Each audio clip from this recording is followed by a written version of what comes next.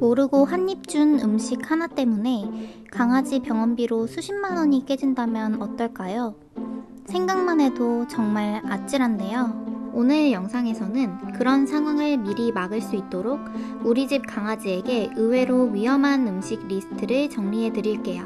특히 더 무서운 건 이 음식들이 대부분 우리가 평소에 건강에 좋다고 믿었던 음식들이라는 점이에요. 사람에겐 이로운 음식이 강아지에겐 독이 될 수도 있습니다. 이 영상 끝까지 보시면 강아지에게 위험한 음식 기준이 완전히 달라지실 거예요. 우리 집 댕댕이와 행복한 하루를 위한 댕댕 가이드. 구독과 좋아요는 컨텐츠 제작에 큰 힘이 됩니다. 강아지에게 의외로 위험한 음식 첫 번째, 두유와 두부. 강아지에게 두유나 두부를 주는 건 주유소에서 휘발유차에 경유를 넣는 것과 같다는 거 알고 계신가요? 겉보기엔 연료처럼 보여도 기능이 완전히 다르기 때문인데요.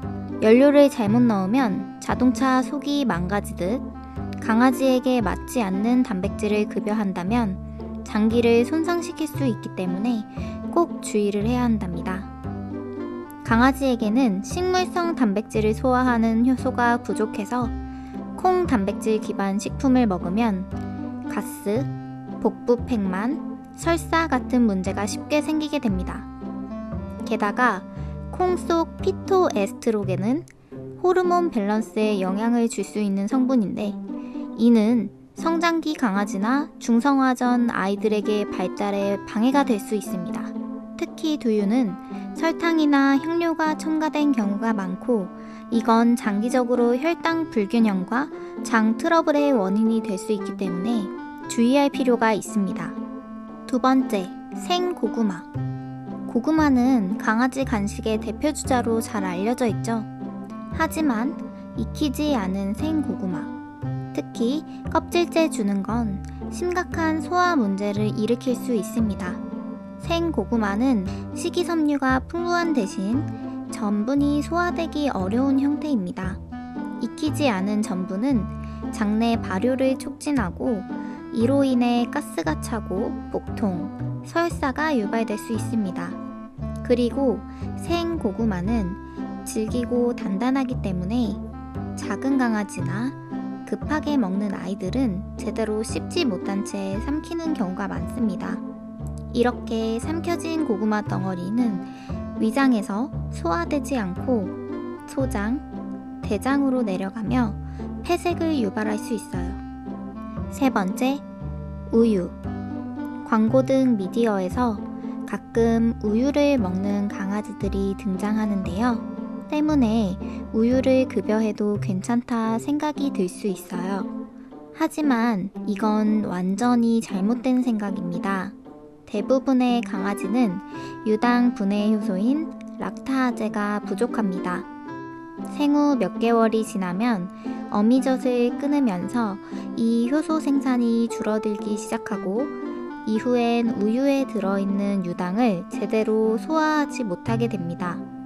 그 결과 우유를 마신 후 설사, 구토, 복부 팽만, 가스가 생기며 반복되면 장 기능 손상으로 이어질 수 있어요.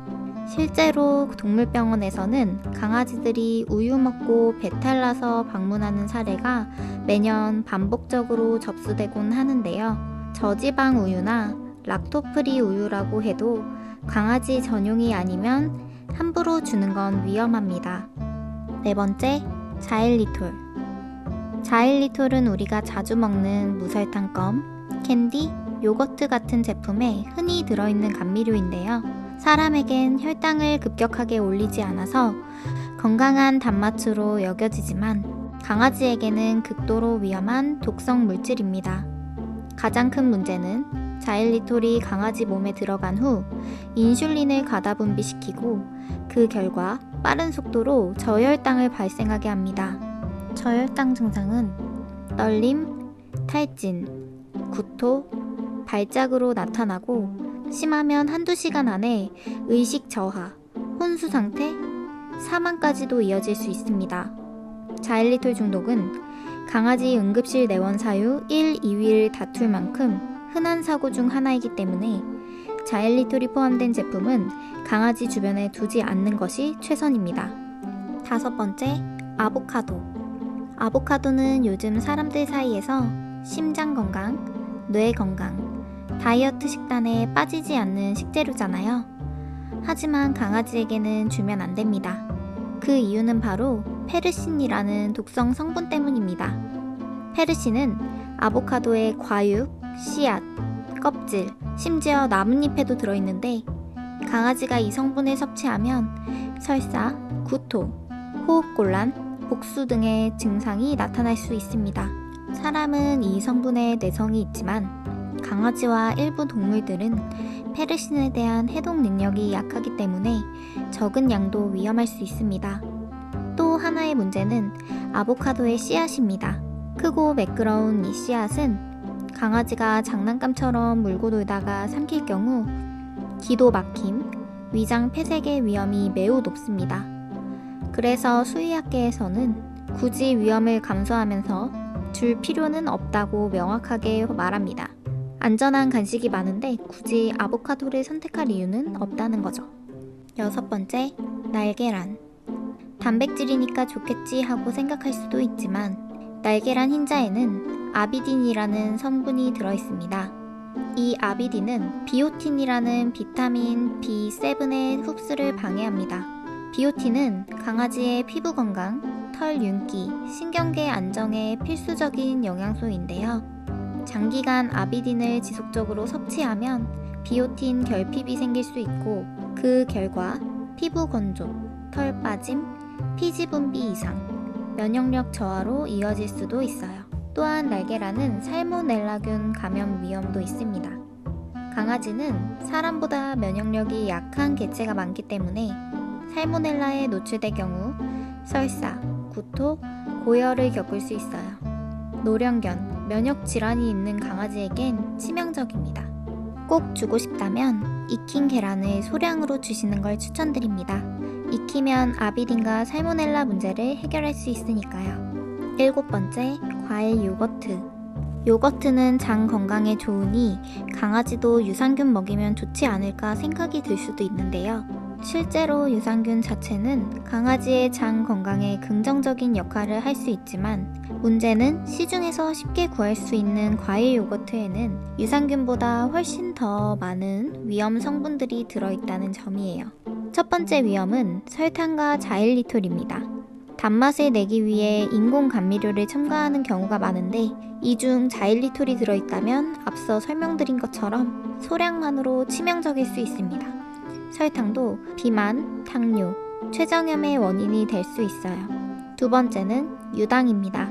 일반 요거트는 우유에서 만들어지기 때문에 유당이 그대로 들어있습니다. 락타아제가 부족한 대부분의 강아지들에겐 설사와 복부팽만을 일으킬 수 있죠.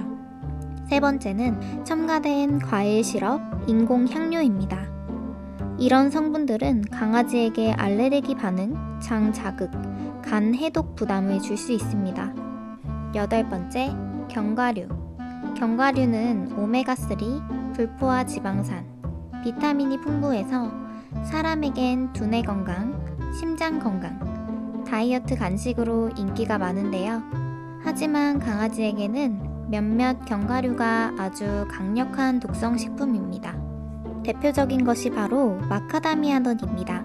미국 수의학협회에서는 마카다미아넛을 강아지 금지식품 1군으로 분류하고 있어요. 소량으로도 근육떨림, 구토, 고열, 뒷다리 마비 증상을 유발할 수 있고 신경계 손상과 근육세포 손상으로 이어질 위험이 있습니다. 또한 호두, 피칸, 아몬드처럼 기름기가 많은 견과류들은 지방 함량이 매우 높아 소화기 질환, 췌장염, 비만, 고지혈증 등의 원인이 될 수 있습니다. 또 하나의 문제는 견과류의 질감입니다. 질기고 단단해서 작은 강아지들은 잘 씹지 못하고 삼킬 가능성이 높고 이는 기도 막힘이나 위장 폐색으로 이어질 수 있습니다. 결론적으로 강아지에게 견과류는 줄 필요도 줄 이유도 없습니다. 건강 간식이 필요한 경우 강아지 전용 간식으로 대체하는 것이 가장 안전합니다. 오늘은 의외로 강아지에게 위험한 음식들을 알아봤는데요. 강아지는 말하지 못하기 때문에 보호자인 우리가 대신 알고 있어야 합니다. 오늘 알려드린 음식들을 기억한다면 우리 집 댕댕이의 건강을 바꿀 수 있습니다. 구독하시고 기다리신다면 다음엔 더 유익한 반려견 실생활 정보로 돌아올게요. 오늘도 영상 봐주셔서 정말 감사합니다.